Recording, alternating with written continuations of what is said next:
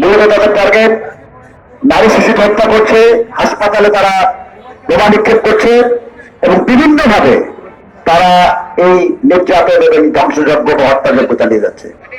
আমরা বাংলাদেশের মানুষ সাম্প্রদায়িক সম্প্রীতির অনন্য ধরনের একটি দেশ, যেখানে হিন্দু বৌদ্ধ খ্রিস্টান সমস্ত মানুষ ঐক্যবদ্ধভাবে এই ইসরায়েলের হামলার তীব্র নিন্দা জানাচ্ছে।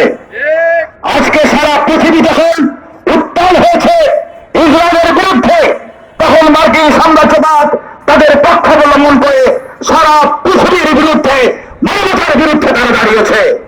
আমরা সারা পৃথিবীর মানুষ তাদেরকে প্রত্যাখ্যান করতে চাই।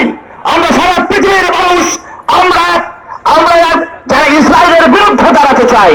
আমরা সারা পৃথিবীর মানুষ ফিলিস্তিনিদের পক্ষে অবস্থান নিতে চাই এবং আমাদের যেমন নিজের সহানুভূতি থাকবে, একই সাথে আর্থিক এবং আমাদের যদি যুদ্ধে যেতে হয় আর্থিক সহযোগিতা থেকে শুরু করে আমাদের যা যা করণীয় তা তো অবশ্যই আমরা ফিলিস্তিনিদের পক্ষে করবো বলে আমরা আশাবাদ ব্যক্ত করছি। আইনজীবীর একটা সচেতন দেশের সবচেয়ে গুরুত্বপূর্ণ এবং সচেতন অংশ। সেই জন্য আমরা আইনজীবী